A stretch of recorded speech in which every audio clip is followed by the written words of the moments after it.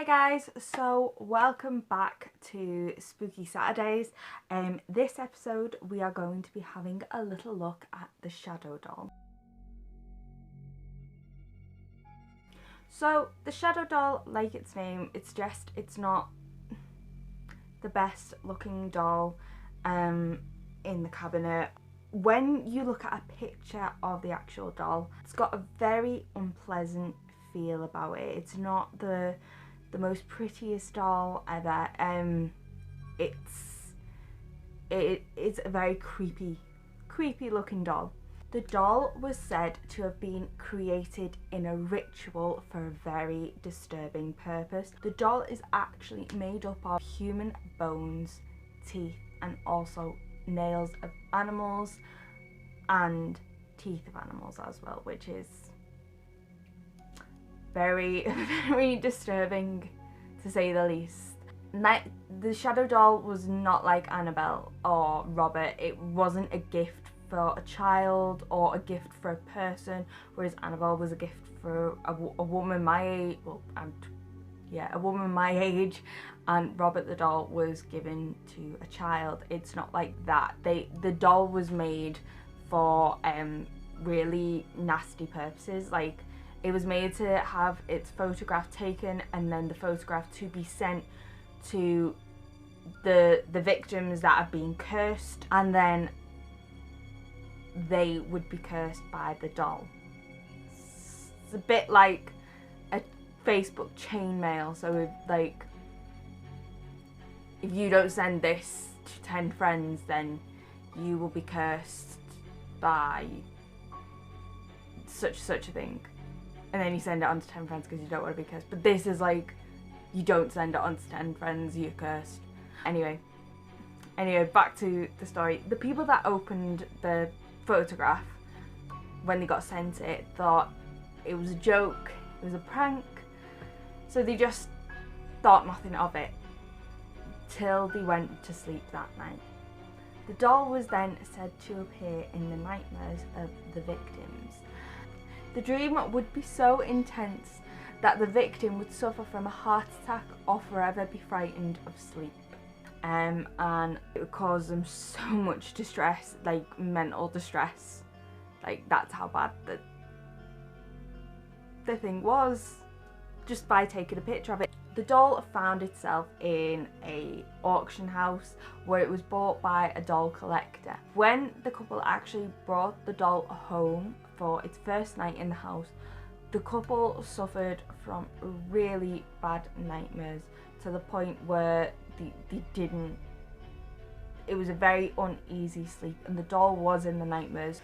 The second night, which is the scary thing, the second night when they awoke from the nightmare, they found themselves full of scratches. Now, if you can see on the picture that the doll looks like it's got really a pointed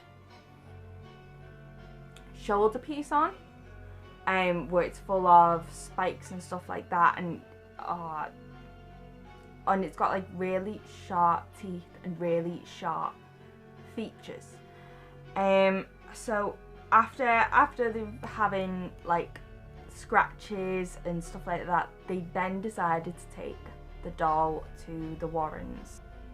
Why can't the doll be destroyed? The doll can't be destroyed because if it was, all the bad spirits and bad things that we used to create the doll would then cause really bad harm and fear and misfortune, as it says on the website, to the creators of the doll. So, I don't know, what do you think of the doll? Because I get a really bad feeling of it. I've seen one of the pictures. It says that the doll can appear in your dreams, and it also says if you look in the doll's eyes, if you take a picture of it when you're in the actual museum, that the doll can appear. It's a bit like Robert, where if you take a picture, only if you take a picture of the doll can then appear in your dreams. And also, if you look into the doll's eyes, you can get a bad sense. Now, I don't know. I've never been to America. I would love to go. So now I'm going to talk to you about these two dolls called the two death dolls. Now, I've never heard of them before until I did some research about them, so I'm gonna tell you about them. And yeah, so again, another creepy doll story. So these earless dolls, also known as voodoo dolls and the witch dolls, now they do look very creepy and very weird. They're also known to attack the weakest and making them sick until death. Which I would not like to come across them. Yeah, I would say I'm a weak person, as in health-wise. I was forever in and out of hospital. So one doll has a noose around its head, while the other has eyes that stare into your soul. Doll collectors came across them and thought that they were harmless and added them to her collection. Little did she know that these dolls would be the reason why her son almost died. Imagine, I took the dog Ben for a walk the other day, and literally there's like a bridge and you walk across the bridge, and I remember because I used to play there when I was a kid, but I've never ever seen a doll, and it was only because I was researching these dolls I thought, oh my god, this is so weird. But when I was crossing the bridge, there was an old Jessie doll from Toy Story, you know, yeah, a Jessie doll, and she was just sat there, like, she was very dirty, she was a bit worn, you know, she was covered, she looked like it was raining the day before, so I understand why she looked so dirty, but she was literally just stood up, well, not stood up, but sat up, you know what I mean. It was just a weird, like, she was sat up straight, nobody had touched the doll, just sat up straight against the railings.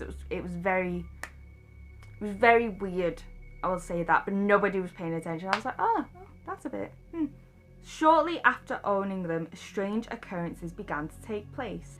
The dolls would change location, creepy, and gradually decrease her son's health.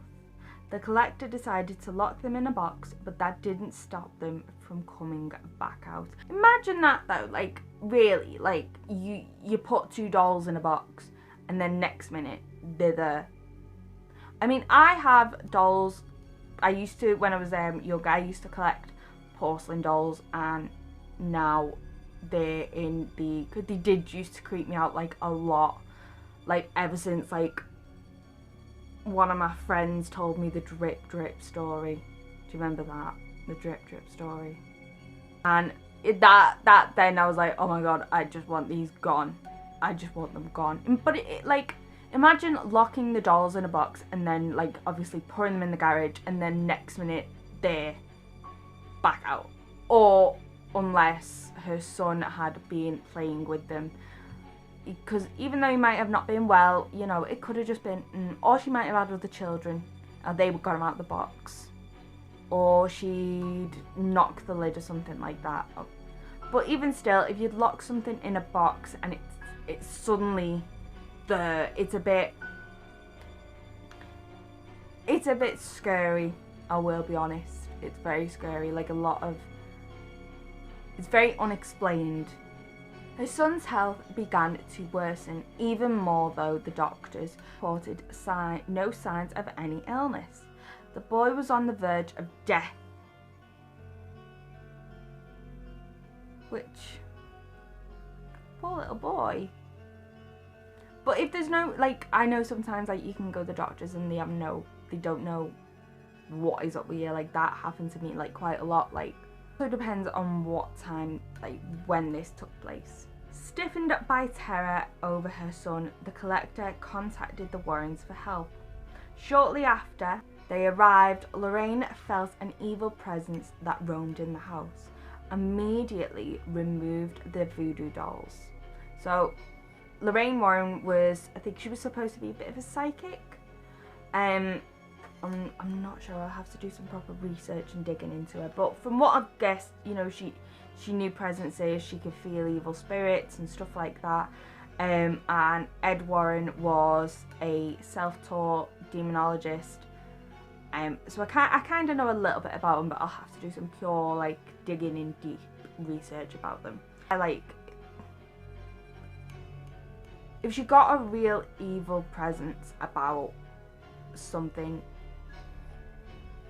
you know that it's not right, because like you can feel atmospheres and stuff like that yourself, and if you know that there is a bad atmosphere around and you can feel like something is not right in your house, it's scary. Well, this is what happens when the dolls were taken back to the Warrens Museum and people came to view them like they do now. The boys' health got better, which is nice. I'm glad that the boys didn't, you know, pass away or anything. And it is always scary when, you know, things can cause death, like you don't know what's happening with them or like that can be scary. The dolls were kept safely in the museum until one day a retired Navy commander and his wife visited the museum and broke the protection by holding them. Later that night, the Warrens woke up and heard loud noises coming from the basement. To their surprise, they found several dolls in a circle on the ground. In the middle sat 2 voodoo dolls. The only reasonable explanations that I could probably think for that is somebody probably broke in, or somebody was playing a trick.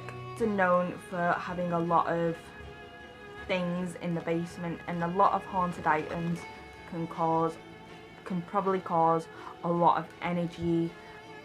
And if you come down and there's a gang of dolls in a circle and there's nobody around, there's no break-in, there's no way that the locks have been broken, the windows are fine, that would probably scare out of me. Like, I could probably go there and be like, oh yeah. But if I stayed the night, that would be, I mean, would you be able to do it? Would you be able to go to a haunted, I mean, I'd be able to go and sleep in a haunted house, yeah, that'd be fine. Hearing bumps in the night, whatever, if I'm asleep, that'd be fine. But when it's like a cascade of noises and stuff like that, that'd be the thing that'd get me. It's one of them things, but let me know what you think, whether you think it's probably a ritual gone wrong or something. Yeah, like I said, it's a puzzling thing. It's a very, very puzzling thing. But yeah, I hope you have enjoyed this week's episode, guys. I know I've enjoyed doing it. And yeah, stay tuned for the next one.